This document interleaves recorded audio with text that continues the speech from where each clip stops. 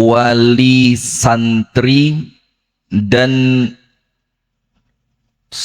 wali santriwan dan wali santriwati yang akan diwisuda pada pagi hari ini. Mudah-mudahan panjenengan semua oleh Allah benar-benar dianugerahkan putra-putri yang solih dan solihah.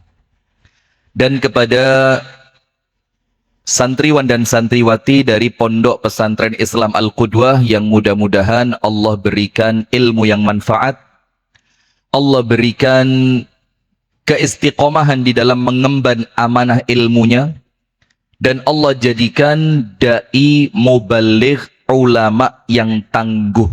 Amin ya rabbal alamin. Dan kepada seluruh tamu undangan, hadirin wal hadirat yang hadir di majelis pada pagi hari ini yang kami hormati, yang kami muliakan. Assalamualaikum warahmatullahi wabarakatuh.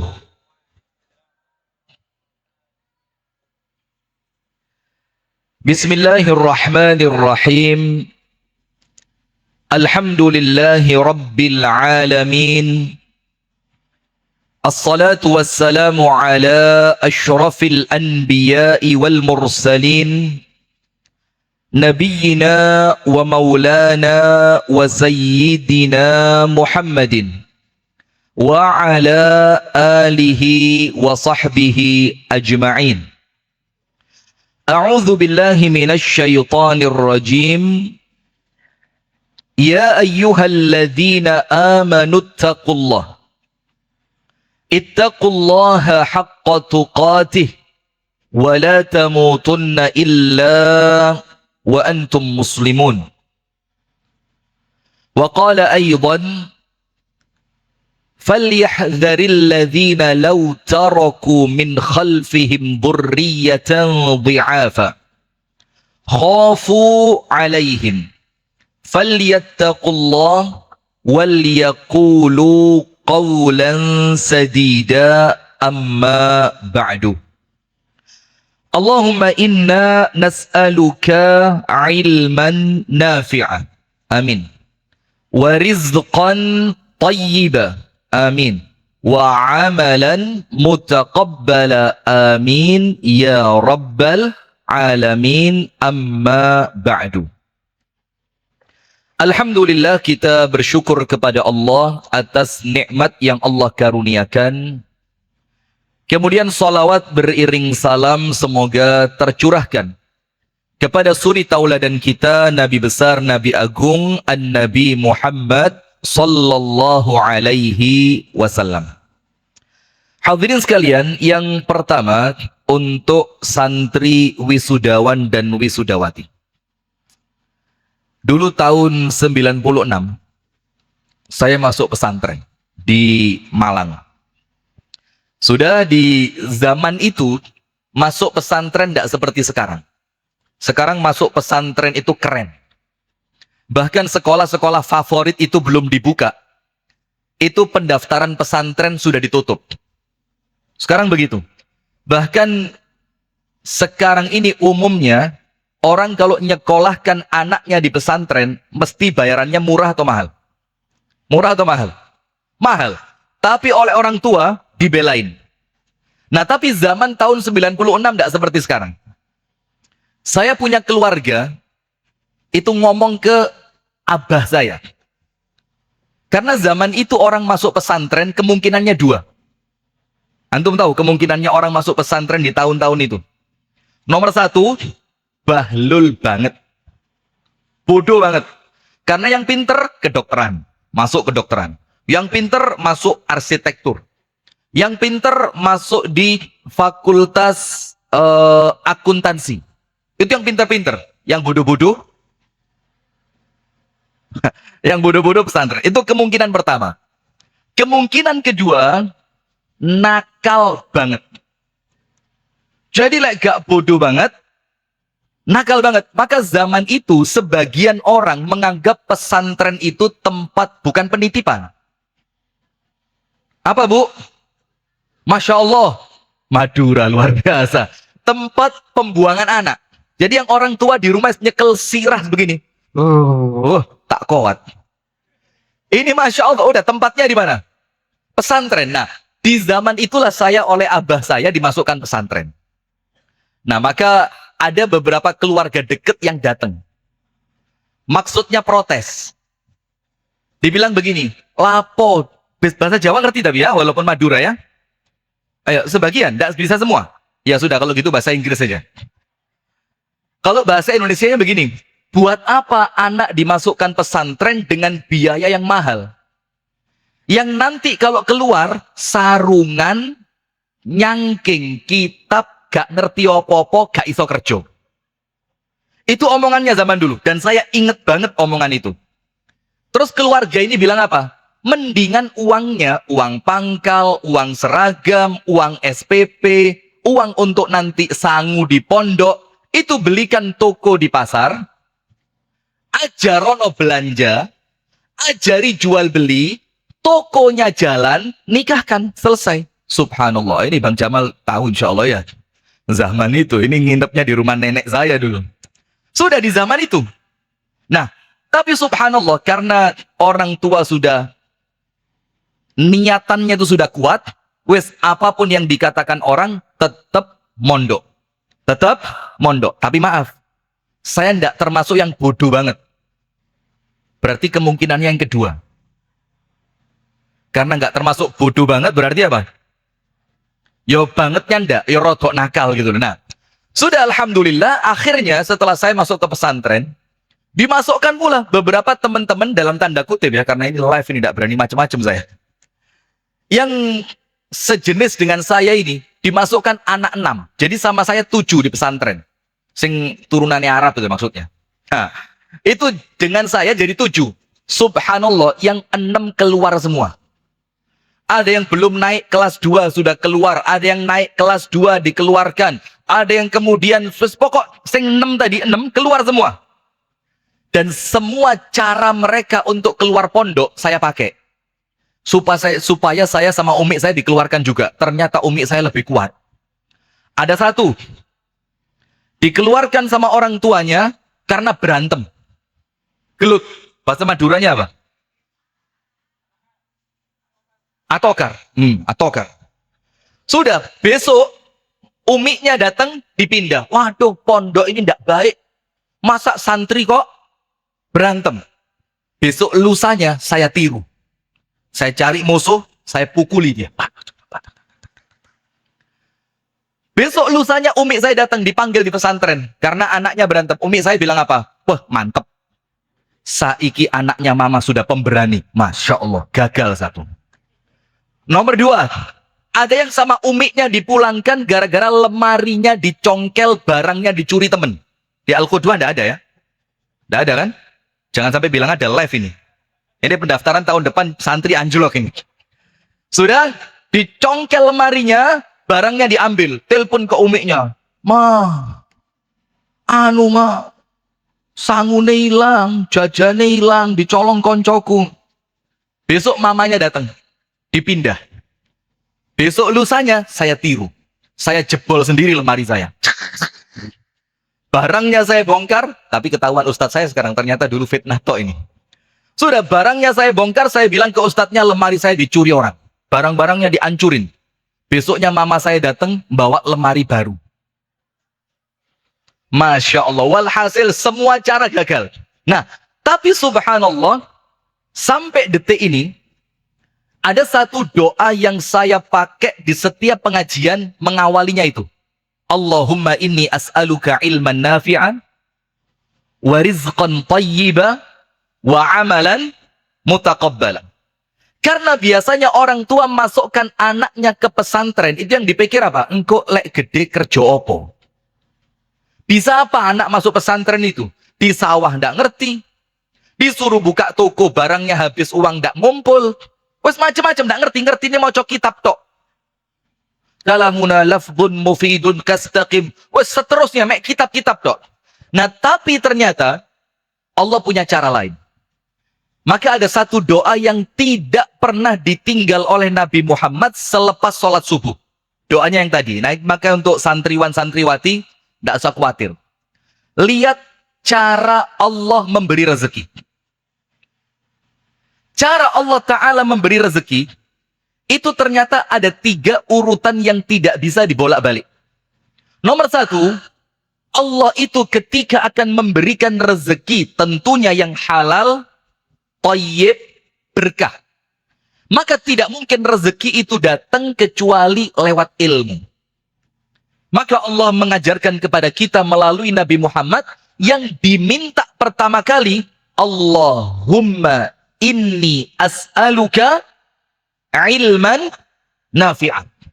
Maka santriwan-santriwati ini, kalau momennya sedang momen belajar di pondok, tidak usah mikir yang macam-macam. Nanti kerja apa, bakal punya mobil apa, nanti penghasilan tiap bulannya berapa. Jangan. Fokus cari ilmu. Dan terus berdoa serta berikhtiar agar ilmunya itu benar-benar menjadi ilmu yang manfaat. Allahumma inni as'aluka ilman nafi'an. Dan kata Imam Ibnul Qayyim, ilmu yang manfaat itu ada buahnya. Buahnya 3. Nomor 1, ilmu yang manfaat itu buahnya adalah khasyatullah. Rasa takutnya kepada Allah itu kuat. Itu karena ilmu. Sehingga Allah berfirman dalam Al-Quran, innama yakhshallaha min ibadihi al-ulama. Hanyalah yang takut kepada Allah di antara hamba Allah yang banyak ini, yang takut kepada Allah di antara mereka hanyalah para ulama. Para ulama di sini artinya mereka yang mengerti ilmu. Sehingga ada cerita. Ini ulama besar, insya Allah para santri sudah tahu lah, apalagi ustadznya. Ada seorang ulama besar bernama Al-Imam Asy-Sya'bi. Al-Imam Asy-Sya'bi. Suatu hari sepulang dari majelis ilmunya, Al-Imam Asy-Sya'bi itu dikejar oleh muridnya. Ada suatu pertanyaan yang akan ditanyakan. Maka dia berjalan. Tapi ternyata jalannya Imam Sya'bi lebih cepat. Sampai akhirnya murid itu sedikit berlari. Sambil dia berteriak memanggil nama gurunya. Tapi panggilannya apa? Ya alim. Wahai orang alim. Wahai orang alim. Maka Imam Sya'bi dengar.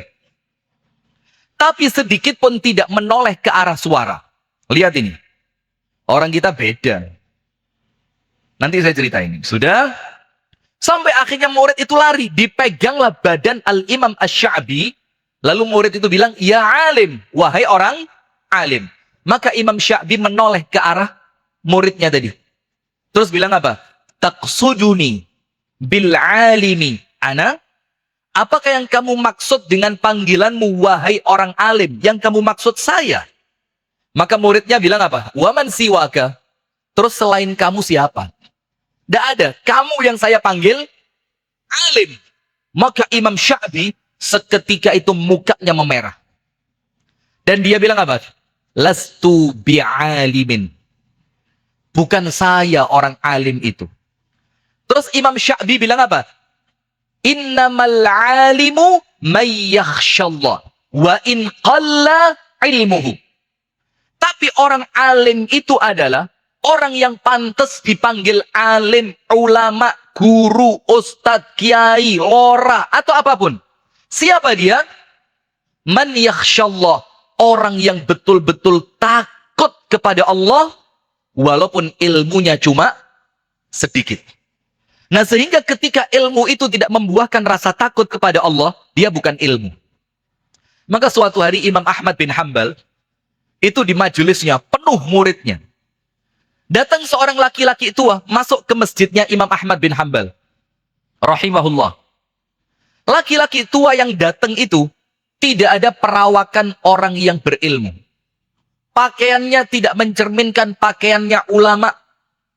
Dan tidak mencerminkan gelagat dari tubuhnya, gerak-geriknya, jalannya, tidak kelihatan kalau dia orang alim. Tapi ketika orang itu datang, Imam Ahmad turun dari kursinya, dan Imam Ahmad menjemput orang tua itu sampai di depan pintu masjid. Lalu oleh Imam Ahmad dipegang tangannya, tek, tek, tek, tek, tek, dipegang, didudukkan di kursinya Imam Ahmad. Dan Imam Ahmad duduk di bawah kursi itu. Ternyata orang tua ini tadi yang tidak dikenal satupun oleh mereka yang hadir, itu tidak ngomong sepatah kata pun. Duduk tok. Tidak lama setelah itu, laki-laki itu pergi. Sama Imam Ahmad diantar kembali. Setelah laki-laki itu meninggalkan masjid, Imam Ahmad kembali duduk di kursinya. Lalu murid-muridnya tanya, "Man huwa ya imamuna?" Siapa orang yang engkau dudukkan di kursimu tadi? Tidak seorang pun dari kami yang mengenalnya dan tidak tampak wajah kalau orang itu ulama. Apa kata Imam Ahmad? Indahu ra'sul ilmi. Orang tadi yang saya dudukkan di kursi saya, yang kalian melihatnya bukanlah seorang alim, dia memiliki induknya ilmu. Apa itu induknya ilmu? Kata muridnya. Dijawab oleh Imam Ahmad, ra'sul ilmi khasyatullah.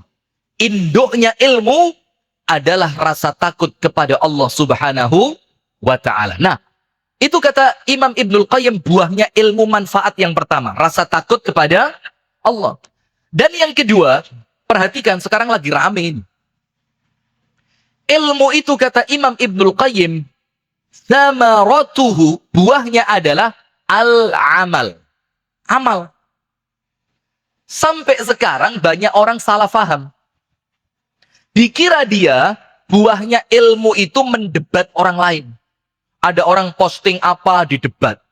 Ada orang ceramah apa didebat. Ada orang nulis apa didebat. Bukan itu. Tapi buahnya ilmu ketika antum bisa istiqomah sholat tahajud. Itulah buahnya ilmu. Ketika antum bisa istiqomah membaca Al-Quran, itulah buahnya ilmu. Ketika antum bisa istiqomah jujur ketika orang lain berdusta, itulah buahnya ilmu. Sehingga ilmu itu membuahkan amal. Maka Imam Ghazali mengatakan apa? Hati-hati. Imam Ghazali itu mengatakan begini, man futihalahu babul jadali ughliqa alaihi babul amali. Orang yang kesukaannya berdebat, kabeh kolom komentar debat, ketemu orang debat, penceramah di masjid turun dari kursinya debat. Kata Imam Ghazali, orang yang terbuka untuknya pintu perdebatan, ughliqa alaihi babul amal, maka Allah tutup dari orang tadi pintu amal. Maka dia tidak akan mampu beramal. Kenapa orang yang pandai berdebat tidak banyak beramal? Antum lihat aja sekarang. YouTuber-YouTuber yang kontennya debat semua. Pernah tahu? Siapa? Pokok isinya debat tok. Antum cek di masyarakat bawah, apa amalnya dia? Antum lihat, mana fakir miskin yang dia bantu? Antum lihat, mana pondok pesantren yang dia mengajar di sana? Antum lihat, mana orang-orang miskin yang kemudian dia entaskan dari kemiskinan? Sibuk dengan perdebatan. Kenapa orang yang pandai debat tertutup amal darinya? Imam Ghazali mengatakan, karena dia menganggap perdebatan itu adalah amalan. Ayo, ada yang model begitu? Wes ngene kritik, ngono kritik. Sudah, bismillah. Orang kalau sibuk dengan debat, uripe gak maju-maju, amalnya tidak akan tersisa. Padahal apa? Dalam surat Yasin dikatakan, wa naktubu ma qaddamu wa atharahum. Asar dari amalnya dia tidak akan nampak. Tapi coba, kalau orang tidak banyak berdebat, bikin pondok, orangnya wafat, pondoknya jalan, amalnya berjalan terus, pahalanya jalan terus. Orang kalau tidak banyak debat, dia wakaf tanah, bangun masjid, orangnya wafat, masjidnya makmur, amalnya jalan, pahalanya jalan terus. Tapi kalau sibuk debat, mandek tok. Nah, maka buahnya ilmu yang kedua, amal. Maka adik-adik wisudawan dan wisudawati ini, kalau pulang ternyata tidak berbuah amal yang soleh, maka di pondok 6 tahun nampaknya belum manfaat. Dan yang ketiga, ini penting. Kata Imam Ibnul Qayyim, buah dari ilmu adalah wa thamaratuhu al-akhlaqul karimah. Orangnya itu memiliki budi pekerti yang luhur. Nah, kalau ilmu buahnya 3 ini, damai dunia persilatan. Wes lah, enak-enak. Dunia ilmu ini adem, ayem, tentrem, madep, mantep. Enak. Tapi ketika buahnya ilmu yang tiga tadi tidak dimiliki, yang penting apal, yang penting bisa baca kitab, yang penting kalau ada orang ngomong saya bisa menyalahkannya. Waduh, panas ilmu ini. Padahal ilmu itu Allah masukkan ke dalam hati, tujuannya apa? Agar membimbing diri menjadi pribadi yang menyenangkan. Nah itu yang pertama, Allahumma inni as'aluka ilman nafi'a. Ini muqaddimah udah 1/4 jam, sabar. Sabar Bu ya, nanti poligaminya setelah ini, sabar dulu. Ibu-ibu yang ditunggu cuma itu toh, tidak ada yang lain. Ceramah yang opo dari ibu-ibu. Poligaminya mana Ustadz, gitu kan? Iya benda? Oh iya, didikannya Al-Qudwah keren, luar biasa. Saya taruh istri saya di sini nanti. Siapa tahu pulang-pulang saya suruh nikah lagi kan? Sudah. Yang kedua, setelah ilmu manfaat antum dapatkan, apa yang kedua? Warizqan thayyibah. Ini tidak bisa dibolak-balik. Orang kalau ilmunya baik, ilmunya manfaat, ilmunya diamalkan, ilmunya membuahkan hasil yang positif, rezeki datang kepada dia. Bukan antum yang mendatangi rezeki, rezeki yang datang. Karena urutannya begitu. Ilman nafi'ah wa rizqan thayyibah. Maka jangan panik. Jangan bingung urusan rezeki. Lawang burung sama Allah dikasih rezeki. Itu semut sama Allah dikasih rezeki. Kenapa orang yang mencari ilmunya Allah, ilmu syar'i, kenapa oleh Allah tidak diberi rezeki? Nggak mungkin. Dan orang kalau ilmunya benar, rezeki datang. Tapi ya mohon maaf. Nggak ada ceritanya rezeki itu datang tanpa ikhtiar, ya nggak ada. Karena kelas kita bukan kelasnya Imam Malik. Tahu Imam Malik?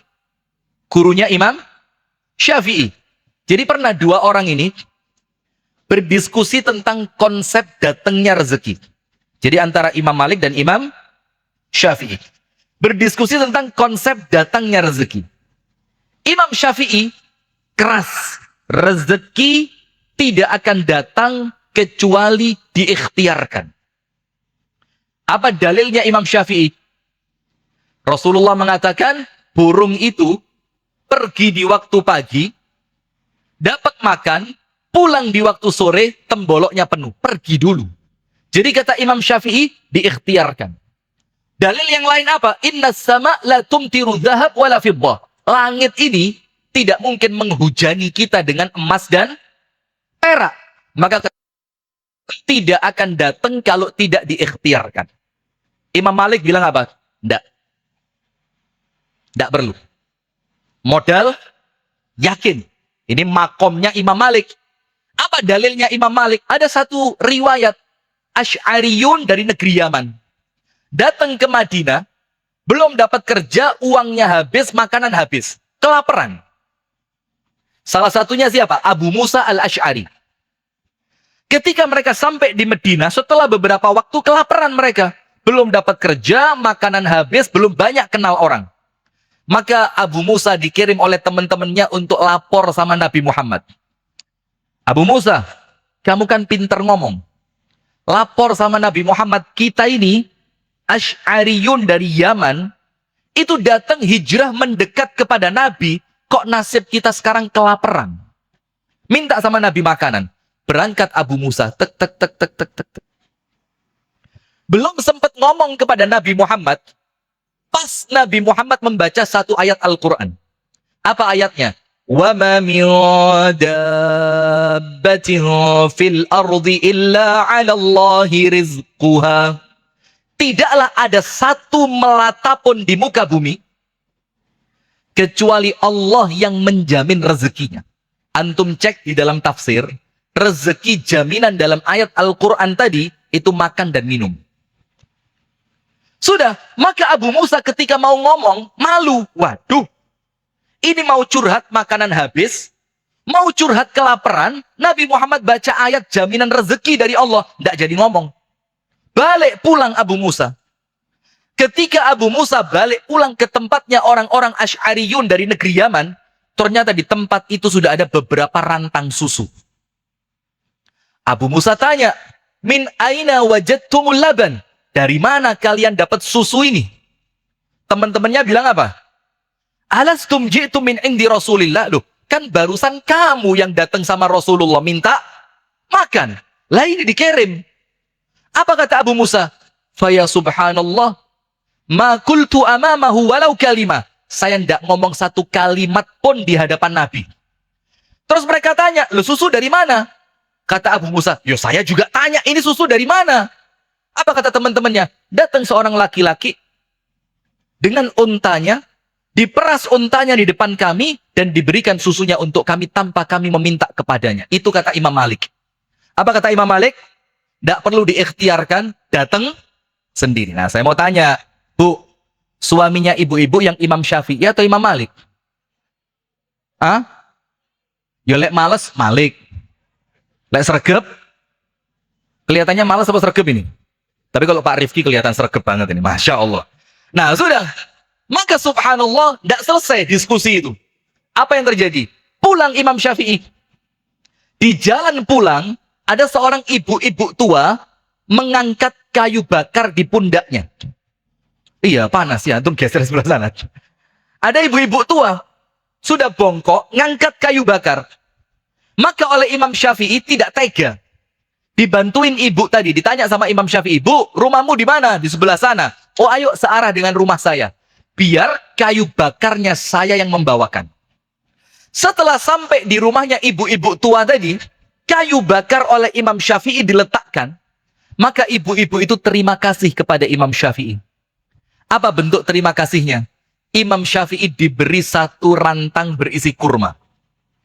Imam Syafi'i mikir, nah kan, kalau saya tidak mengangkat kayu bakar itu, kurma ini tidak akan sampai kepada saya.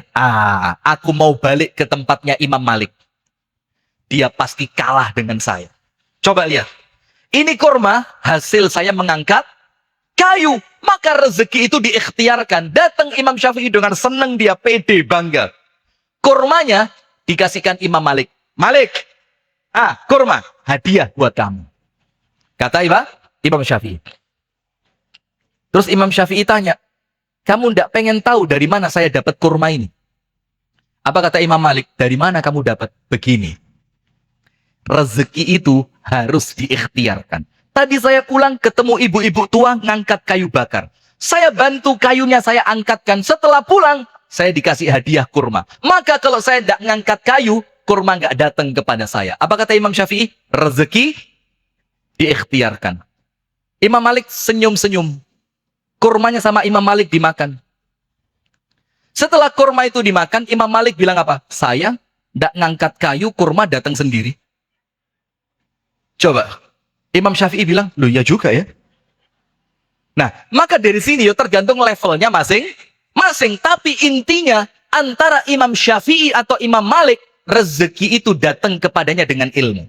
Maka antum yang sudah hafid Al-Quran, hafidhu Al-Quran, sudah ngerti ilmu syar'i, sudah bisa membaca sebagian kitab, sudah mulai ngerti ilmu tentang fikih, amalkan ilmunya, maka rezeki itu akan datang kepada antum. Dan jangan khawatir. Yang ketiga, kalau ilmunya baik, rezekinya baik, amalnya oleh Allah diterima. Wa amalan mutaqabbala. Maka ingat, ada seorang laki-laki safar jauh, angkat tangan. "Ya Rob, ya Rob, ya Rob, ya Allah, ya Allah, ya Allah." Minta tolong kepada Allah. Lalu Rasulullah bilang apa? "Fa anna yustajabu lahu." Bagaimana doanya orang ini bakal diterima oleh Allah?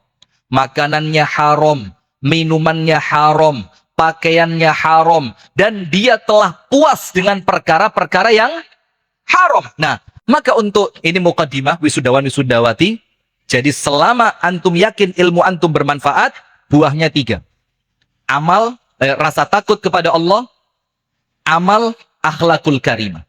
Kalau yang 3 ini antum dapat, Allah akan berikan kepada antum 3 berikutnya. Ilmu yang manfaat, rezeki yang lancar, amal yang oleh Allah diterima. Dan anak yang seperti antum membahagiakan orang tua dunia sampai akhirat. Amin ya rabbal alamin. Nah, baik jamaah sekalian yang dirahmati oleh Allah, saya akan menyampaikan sedikit saja mengenai proses di dalam pendidikan seorang anak. Karena ini penting. Sekarang banyak orang tua nyekolahkan anaknya ke pesantren, tapi orang tuanya di rumah gak tirakat.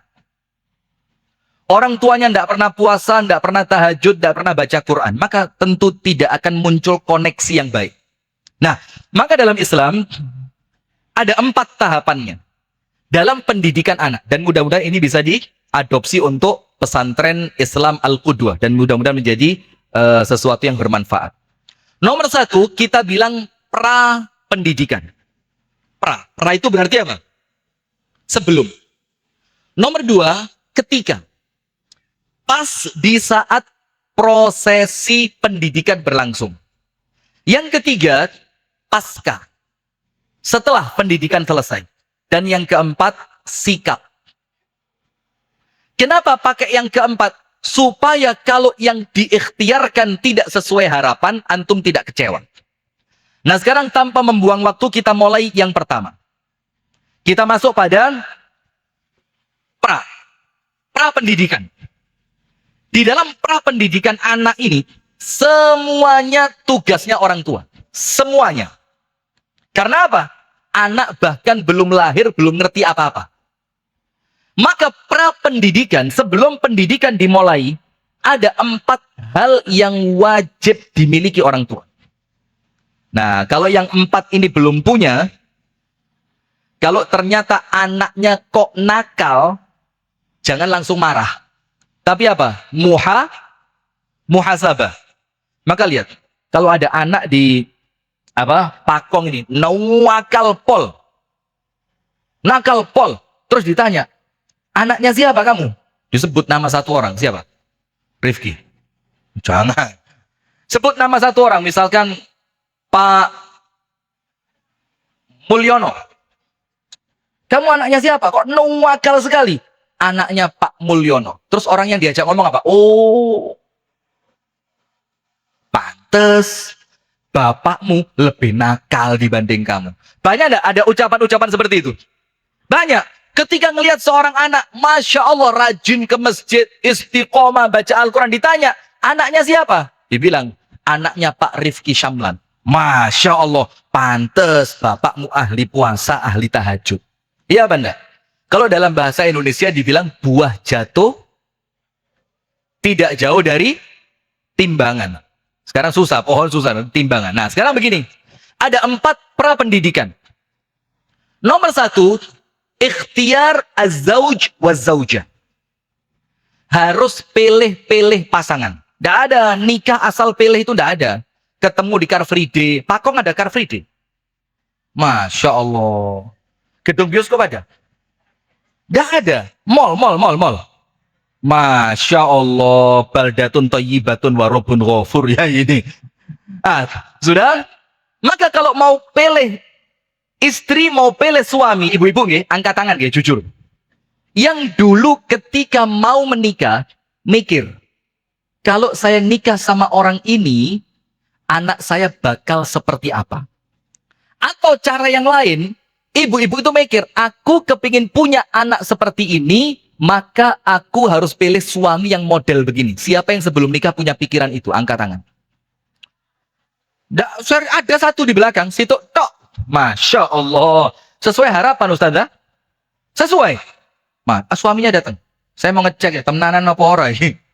Nah, rata-rata tidak ada. Karena kita itu rabi sing penting, payu. Iya pada? Wes, aja kakean milih. Wes pesek, ireng, endek, lemu. Aja milih-milih. Wes, yang seono ayai. Lek ono watu ya watu ay. Masya Allah. Nah, sudah? Maka tidak bisa. Sekarang misalkan kita kepingin punya anak jadi pemain bola top. Kepingin jadi pemain bola top. Kita mau nikah sama siapa?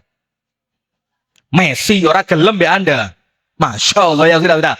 Kita akan nikah dengan siapa? Pelatih bola, Anis. Dekat sini Anis. Syamlan juga. Masya Allah. Pemain bola, wasit bola, atau minimal orang-orang yang hidup di lingkungan sepak bola. Dalam tujuan apa? Meringankan tujuan Anda untuk punya anak yang bakal jadi pemain bola. Kan begitu, rasional kan? Lah sekarang Anda pengen punya anak hafid Al-Quran, suaminya tidak bisa ngaji. Jangan ketawa Ustaz. Ini kok kayak wali murid ini ya. Sabar Ustaz ya. Kepingin punya anak solihah, istrinya pakaiannya legging. Keluar rumah pakai legging.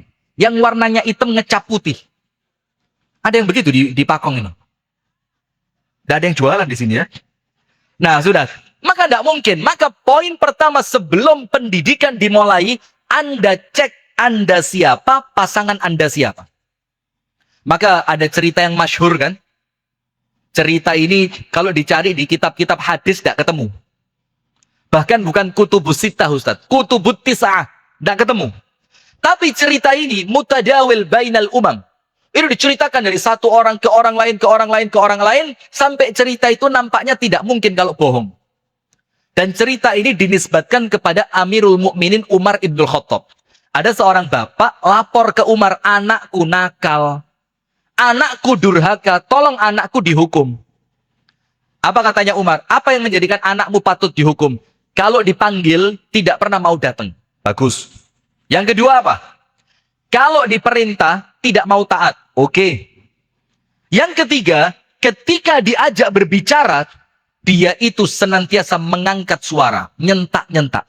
Kata Umar, sudah, panggil anakmu, layak untuk dihukum. Datang itu anak. Mau dihukum sama Umar. Sebelum anak itu dihukum, anak itu tanya, Amirul Mukminin, saya mau tanya satu. An yakhtara lahu umman salihatan. Dipilihkan ibu yang salihah. Itu kewajibannya orang tua terhadap anaknya. Kalau perempuan, dipilihkan bapak yang baik untuk anaknya. Jadi tidak asal pilih. Yang penting ganteng, lu gak iso. Artis ganteng ya pegatan. Terus pelan-pelan ketawanya. Oh, kayak curhat gitu. Nah, sudah. Jadi tidak bisa. Maka kata Umar, dicarikan untuknya ibu yang baik. Kata anak tadi apa? Saya tidak punya ibu yang baik. Umar kaget. Loh. Kok ada seorang anak tidak bangga dengan ibunya? Ditanya, waman ummuk? Sopo ibumu ini? Siapa ibumu? Dibilang apa? Amatun, saudaun, rakhisatun, dhamimatun, ishtaraha abi thumma jama'aha fil laili fa'anjabatni. Ibuku ini budak berkulit hitam, perempuan, jelek, tidak ada ngerti apapun, dibeli bapak saya di pasar dengan harga murah, malamnya dikumpuli, hamil, lahir saya. Apa kata Umar? Oh, 1 poin bapakmu salah. Apa kewajiban orang tua yang kedua? An yusammihi bismil hasan. Wajib memberi nama anak dengan nama yang baik. Coba Ustadz, saya punya teman guru SD. Itu kalau membaca absensi nama murid, itu susah bacanya sekarang. Karena jenengnya arek saiki, Masya Allah. Itu huruf mati kumpul telu. KHZ. Padahal Hansa. Mocone lu anggap. Jadi nama anak sekarang, coba ibu-ibu sekarang, kalau kasih nama ya apa? Gampang apa angel? Lek gak angel, gak keren. Alah pret. Gak ada sekarang nama Maryam, Solikatin, Salama, Barka. Sekarang namanya siapa? Ya semuanya lah, gak sampai kata teman saya apa? Gak tak woco jenenge tak urut nomornya. Nomor 1, hadir Pak. Nomor 2, hadir. Angel baca nama. Terus yang kedua kata Umar, kasih nama yang baik. Anak tadi bilang apa? Umar, saya tidak punya nama yang baik. Umar kaget, lo jenengmu sopo? Apa bahasa Maduranya jenengmu sopo? Nama nabekna siapa? Cocok nikah sama orang Madura kayaknya. Nama nabekna siapa? Kata apa? Ismi Jim Ain Lam. Antum cek di tafsir apa Kamus Al Munir. Jim Ain Lam, Ju'al. Jimnya di dhammah, ainnya di fathah, kemudian lam, Ju'al. Antum cek di tafsir di kamus, Ju'al itu artinya kecoa. Bayangin bapak ngasih nama anaknya apa? Kecoa. Beda di Madura. Ada kecoa. Nama kecoa. Oh, kaget ngawur. Nah, sudah. Tapi hati-hati. Ibu-ibu dan bapak-bapak perlu tahu kenapa orang Arab itu sampai sekarang ngasih nama anak mereka itu binatang-binatang buas. Ada orang Arab namanya Namir. Ada apa enggak?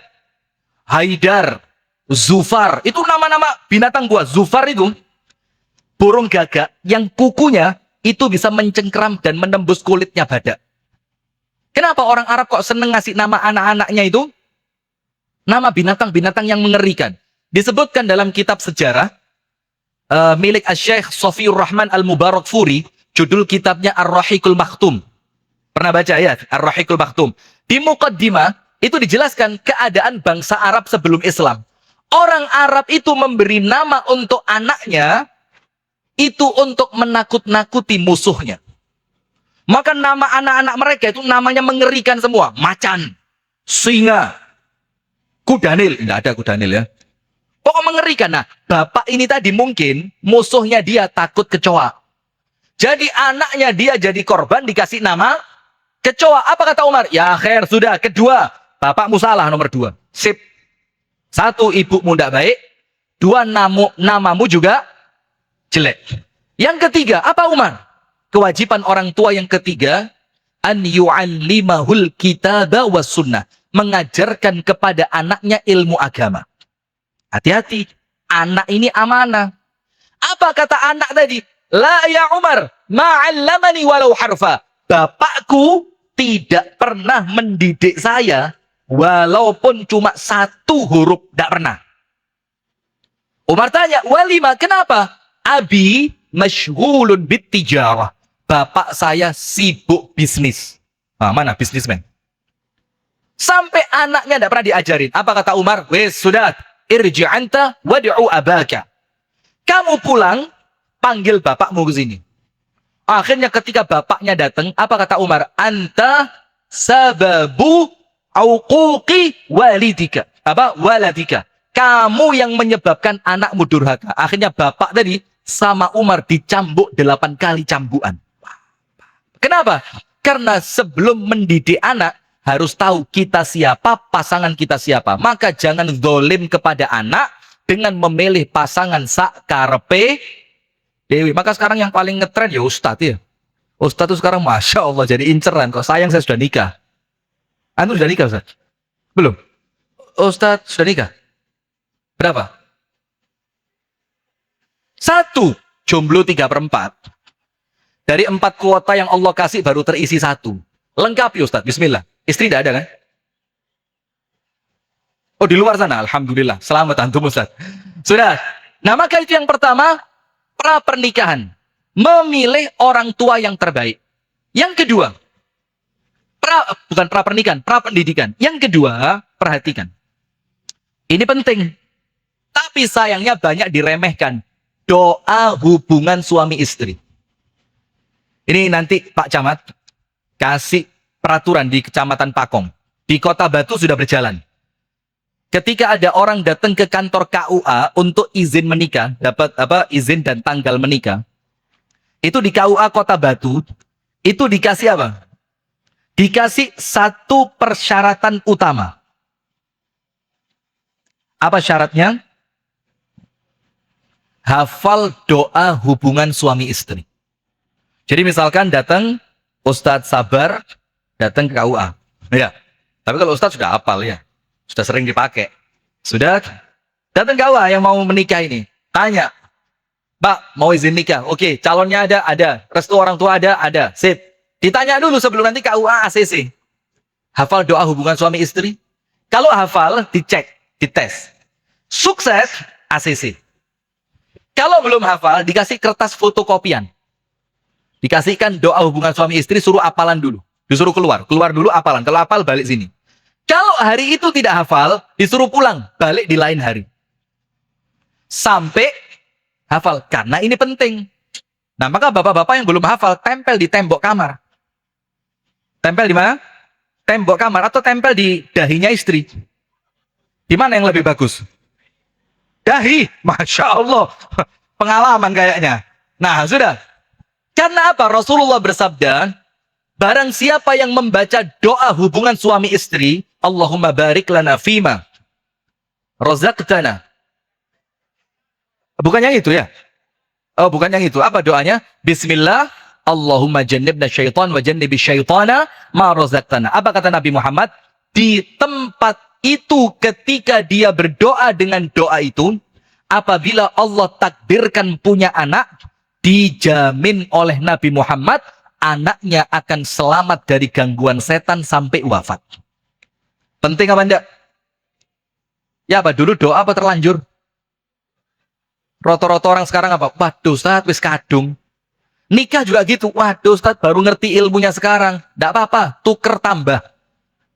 Barang ya, astagfirullah wa atubu ilaih. Nah, maka doa penting. Ini sebelum pendidikan anak dimulai. Supaya anak Anda itu dicetak, diproduksi dengan produksi yang benar, dengan cara yang benar. Kemudian doa yang kedua, doa sepanjang masa untuk anaknya. Saya ceritai 2 cerita, tapi ini pelengkap saja. Saya doain 2 cerita. Cerita yang pertama, Imam Bukhari. Insya Allah sebagian di antara jamaah sudah tahu. Imam Bukhari itu lahir, matanya buta. Tidak bisa ngelihat. Kalau Imam Bukhari buta sampai wafat, kita tidak akan membaca kitab Sahih Bukhari. Bayangin, ini anak buta mulai lahir. Sudah. Tapi ibundanya Imam Bukhari, siapa namanya? Ibundanya Imam Bukhari, ayo. Jangan malu-maluin pakong loh ini. Ummu Bukhari, mantep, jagoan. Ya betul ya. Nama anaknya Bukhari, ibunya berarti Ummu Bukhari. Ya wis lah dianggap bener ya wis timbang keliru terus ya. Ummu Bukhari. Apa kebiasaannya? Sholat tahajud tidak pernah putus. Bahkan kalau antum baca sejarahnya, tuhron wa haidon. Ya apa ceritanya? Dia tetap sholat tahajud suci ataupun haid. Saya mau tanya Bu, boleh tidak perempuan haid sholat? Ini ibundanya Imam Bukhari, tuhron am haidon. Dalam keadaan suci ataupun haid. Nah, tapi yang dimaksud bukan ketika haid tetap sholat, enggak. Tapi misalkan, ketika tidak haid, dia bangun jam 1 malam untuk sholat tahajud. Ketika tidak haid, suci. Maka ketika dia haid, jam 1 malam tetap bangun. Dia masuk ke kamar mandi, dia bersihkan dirinya, dia ganti pakaiannya, tahajudnya diganti dengan doa dan zikir. Sampai waktu yang biasa dia selesai sholat tahajud. Ibu-ibu sekarang, haid. Prei kabeh. Sak masak prei. Iya Bu. Aja gak iso masak. Aku lek masak haid ini mood gak bagus loh. Engkau kasinen. Males. Males bahasa Maduranya apa? Sengkak. Kenapa tidak mau masak? Haid, pret. Dan itu Ibunda Aisyah juga pernah. Radhiyallahu anha. Rasulullah iktikaf di masjid. Lalu Rasulullah itu kan orangnya rapi. Maka ketika Rasulullah iktikaf, diketuk jendela kamarnya Ibunda Aisyah. Ketika dibuka, Rasulullah bilang apa? Sisiri dan kasih minyak rambut saya. Maka kepalanya Rasul dimasukkan ke jendela rumahnya Ibunda Aisyah. Badannya tetap di masjid. Minta rambutnya kalau bahasa orang sekarang, minta disampoi lah, dibersihi rambutnya. Apa kata Ibunda Aisyah? Ini haid. Ya Rasul, tidak bisa. Saya sedang haid. Ini ya kalau perempuan sekarang ya alasan itu. Apa kata Rasulullah? Haidatuki laisat fi yadiki. Aisyah radhiyallahu anha, haidmu bukan di tanganmu. Haidmu di tempat yang lain. Jadi tanganmu tetap boleh menyisir rambutku. Nah, ini ibundanya Imam Bukhari, semangatnya tidak putus, suci ataupun haid. Dan satu doa yang paling diharapkan untuk diterima, itu apa? Allahumma rudda basara ibni. Ya Allah, kembalikan pandangan mata untuk anakku, ya Allah. Itu doa yang nggak pernah dilepas. Tiap malam tahajud. Butuh waktu berapa tahun? Ada yang tahu? Sekitar 8 tahun istiqomah sholat tahajud. Ibu-ibu baru 3 malam, gak diterima donga kurek. Loh, baru 3 hari. Ini 8 tahun. Sampai setelah 8 tahun, ibundanya Imam Bukhari setelah sholat tahajud tidur. Setelah tidur tadi, mimpi ketemu Nabi Ibrahim. Sama Nabi Ibrahim dibangunkan. Istaiqidhi ya ummah, fa innallaha qad radda basara ibnik. Bu, bangun. Allah telah mengembalikan pandangan mata anakmu. Maka bangun ibunya. Digoyang Imam Bukhari kecil. Matanya dicek. Ternyata subhanallah, Allah telah menjadikannya kembali bisa melihat. Doanya siapa? Ibu lah, ini anaknya mondok, ibu grup WA. Anake mondok ibuke arisan. Anake mondok ibuke zumba. Mana di Pakong zumba ada juga. Surga temenan, asli surga. Jadi unsur-unsur neraka ndak ada semua di sini ya. Masya Allah, ini anaknya mondok, ibunya zumba. Yo zumba, ya lebih semangat ibu-ibu. Kakinya diangkat, nyawamu diangkat sama Israel. Nah, na'udzubillah min dzalik sudah.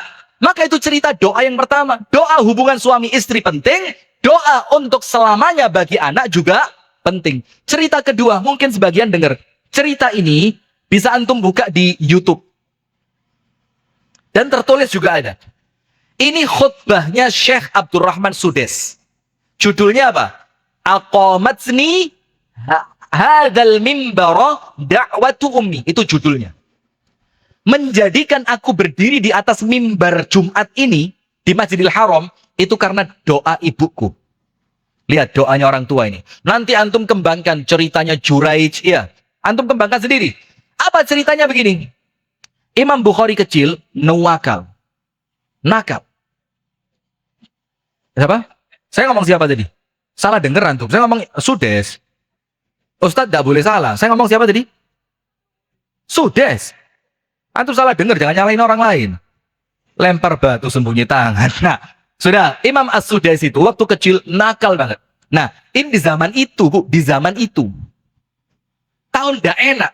Masak itu susah, belum ada catering. Ini di rumahnya ibundanya Imam Abdurrahman As-Sudes mau kedatangan tamu, makanan siap. Abdurrahman Sudes kecil main keluar, setelah masuk bawa seember pasir. Cek bawa pasir. Itu semua makanan dimasukin pasir. Ditambahi bumbu. Subhanallah, ibunya keluar, marah apa enggak? Kalau ibu Pakong marah apa enggak? Alapret. Enggak, itu dari mana? Anda bukan malaikat. Ini ibundanya Syekh Abdurrahman Sudes marah besar. Sampai anaknya diusir. Tapi lihat, ketika ngusir, ucapannya baik. Ngomong apa dia? Ukhruj ya bunai.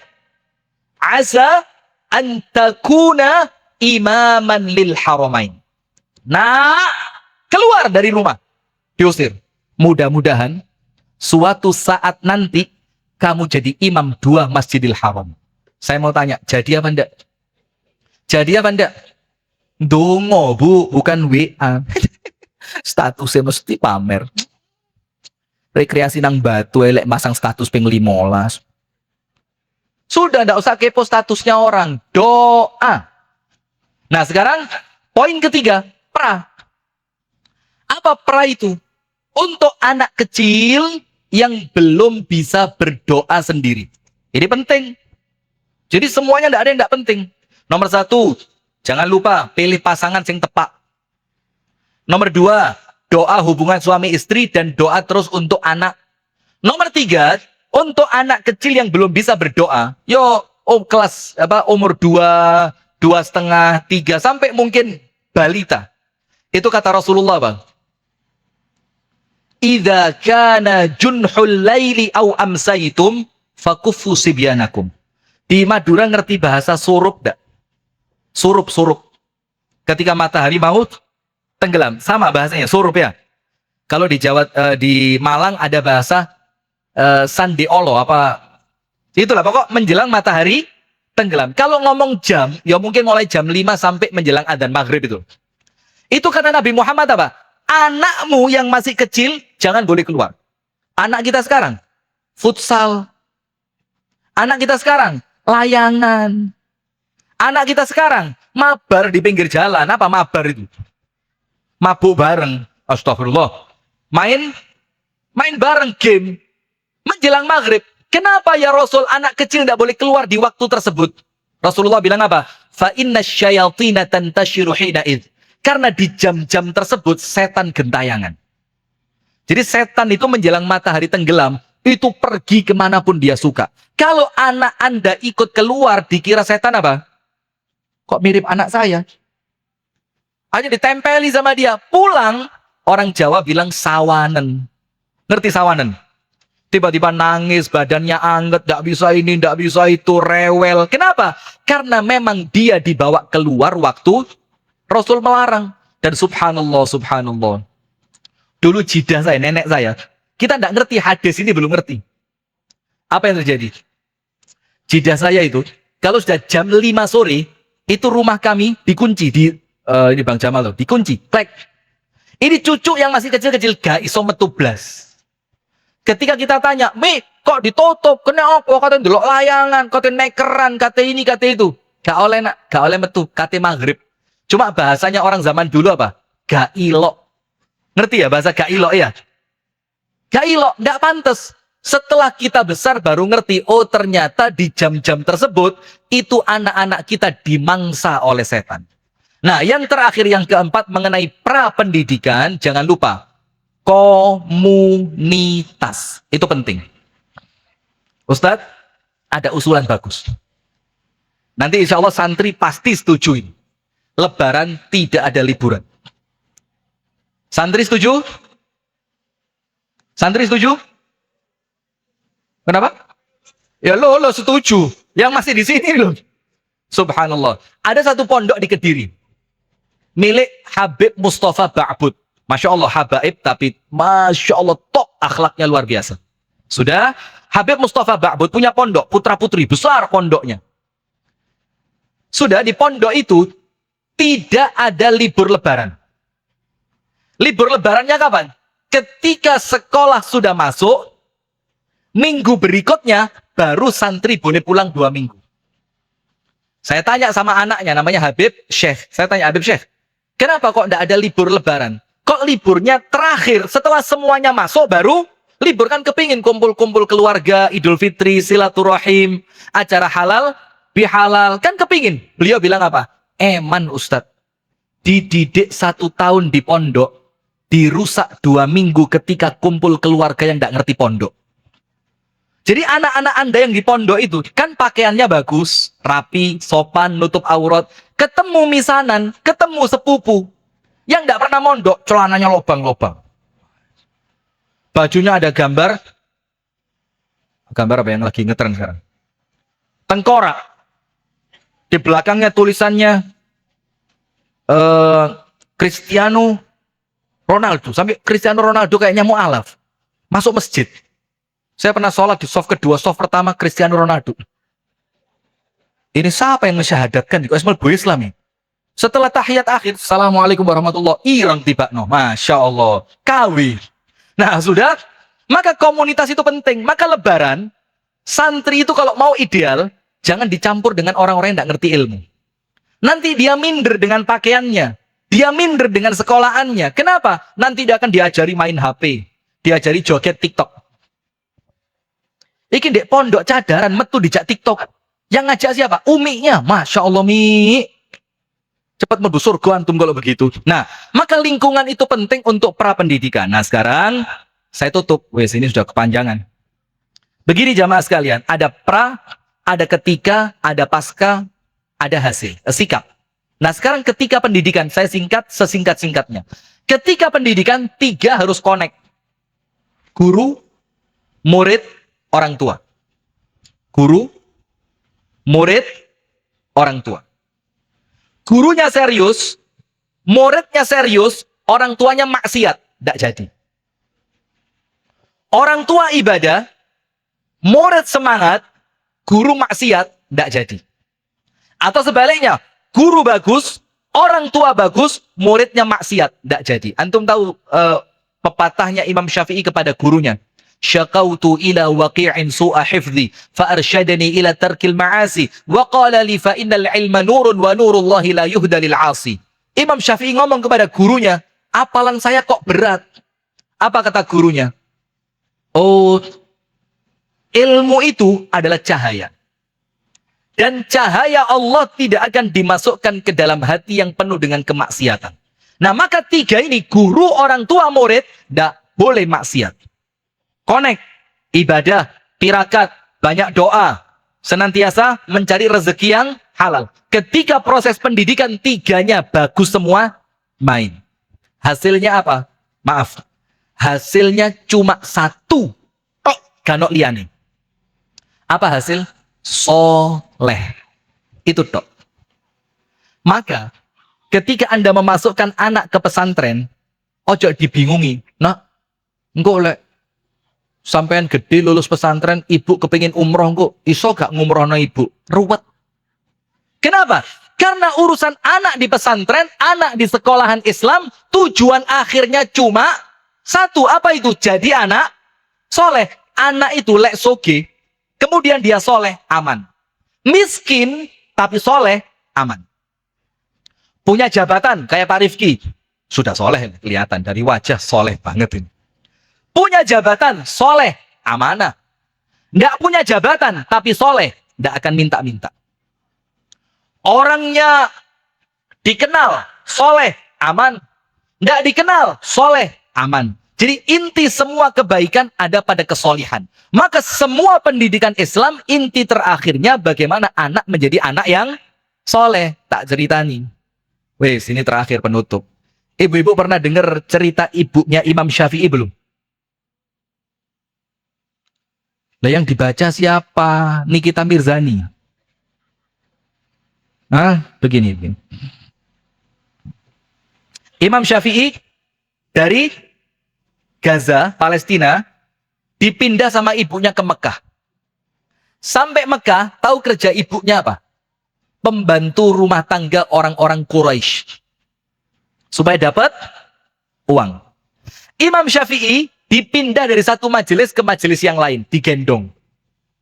Sampai usia menjelang dewasa, Imam Syafi'i izin mau pindah ke Madinah, mau berguru ke Imam Malik. Ibu-ibu dengar, nasihat ibunya cuma dua. Nomor satu, ya bunayya la liqa'a ba'da hadza illa fil jannah. Nak, jangan berharap ketemu dengan ibumu. Boleh jadi kamu pulang, ibu sudah wafat. Atau boleh jadi kamu wafat di perantauanmu. Sehingga anakku, tidak ada pertemuan untuk kita setelah hari ini, kecuali kelak di surga. Nomor satu. Cek anake gak kepikiran mulai. Iki ibu telepon-telepone, mangane opo nak? Ya Allah nak, kok si urip dipakani tempe nak? Masya Allah. Di Al-Qudwa makannya apa? Menunya apa? Daging ayam.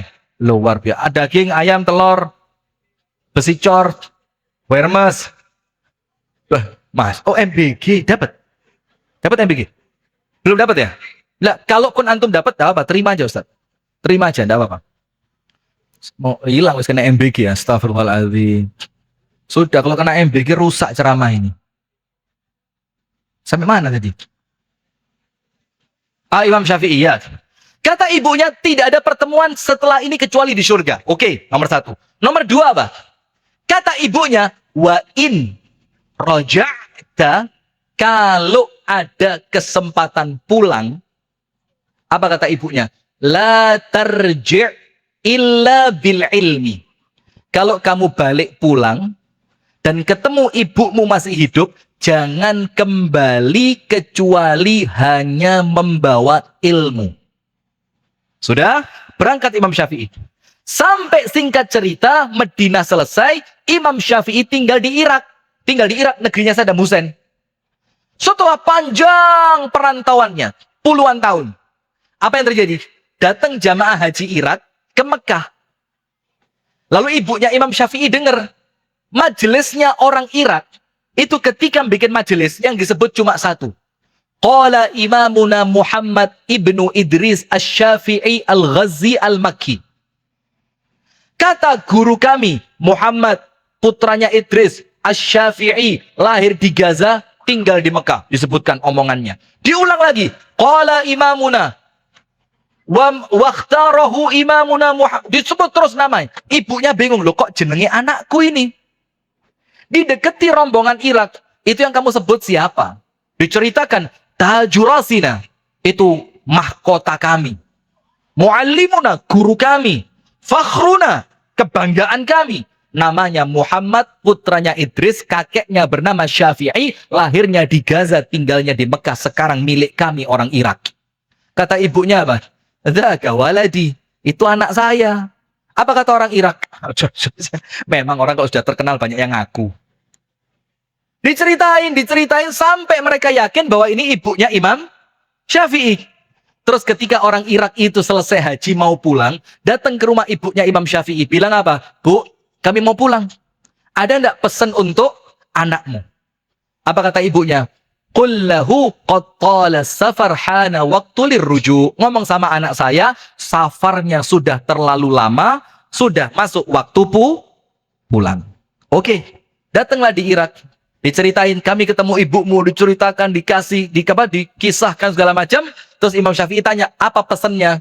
Kamu disuruh pulang. Langsung Imam Syafi'i ngomong di majelisnya, hari ini sampai 1 bulan ke depan pengajian terakhir.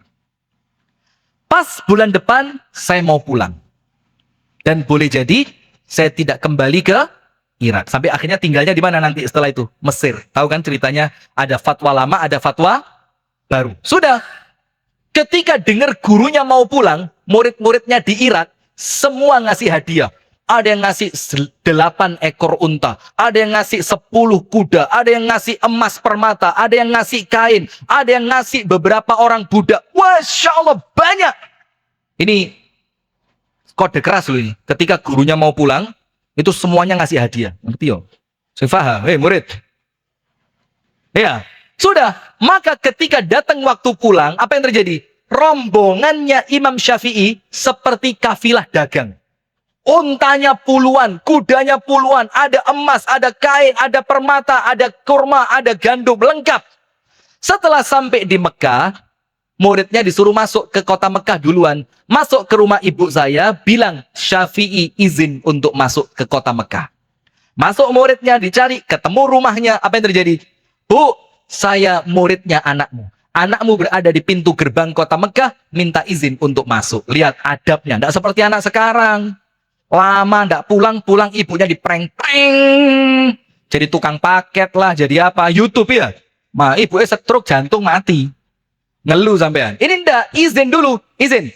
Apa kata ibunya Imam Syafi'i? Wa ma ma'ahu, anakku membawa apa?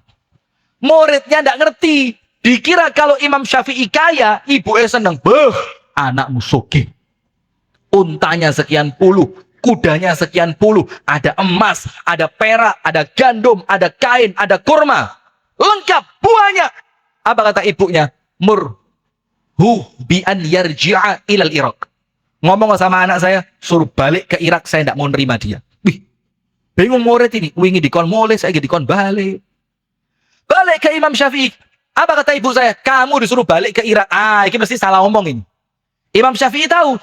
Ada apa? Ibu saya tanya apa? Ibumu tanya, apa yang dibawa oleh anakku? Tak ceritani, unta sekian, kuda sekian, kambing, kurma, gandum, kain, emas. Kata Imam Syafi'i, lah keliru. Ibu saya dulu bilang, kalaupun kamu pulang, jangan membawa apapun kecuali ilmu. Apa yang terjadi? Dibagi habis. Untonin tek, jaranin tek, wedusin tek, emasin tek, gandumin tek, kurmonin tek. Kalau ibu-ibu sekarang, entek kabeh nak. Lah umikmu kok kayak apa? Ini bukan gudang duit, ini gudang ilmu. Nah sudah, apa yang terjadi? Setelah semuanya habis, balik muridnya Imam Syafi'i, Bu, anakmu melarat, entek blas. Kainek cincin, rainek gelang, rainek kain, rainek entek blas. Apa kata ibunya? Marhaban bisyafi'i. Sekarang selamat datang untuk anakku. Lihat, Bu. Itulah hasil pendidikan soleh. Ojo dibingungi kerja, dibingungi rabi untuk sopo, dibingungi ngei duit piro. Enggak, mereka itu mondok untuk cari ilmu supaya jadi anak yang soleh. Selesai. Apa sikap terakhirnya? Tawakal. Kalau ada sesuatu yang tidak sesuai dengan harapan, apa yang kita lakukan? Tawakal. Di Pondokno di Al-Qudwa harapannya hafal 30 juz. Lah kok ternyata hafal juz 30, Masya Allah. Ada di Kota Batu, Bang Jamal tahu. Masih ingat Ustadz Sofyan Nur? Ada di Kota Batu, zaman dulu ada Ustadz Sofyan Nur Al-Makki Al-Marbu Al-Banjari. Hafidh Quran di Indonesia sekarang, salah satu yang sanad Qurannya tertinggi. Salah satu, banyak, beliau salah satu yang tertinggi. Pindah ke Kota Batu. Orang Batu semangat. Senang kedatangan Ustadz Sofyan. Salah satu, ngejo, ngerti ngejo? Ngejo itu apa? Berlebihan. Masuk pasar cerita. Ana lo kenal be Ustadz Sofyan. Wingi Ustadz Sofyan mari sholat Isya, Anas ajak makan di rumah ana. Oh teko Ustaz Sofyan nang omaku cerita, rak sirahat segala macem. Terus temennya tanya, Ustaz Sofyan ini sopo? Hafid Quran, penghafal Quran. Ditanya sama temennya, apal 30 juz? Apa jawabannya? Ngawur ya lebih. Masya Allah, lebih ini untuk tekan di.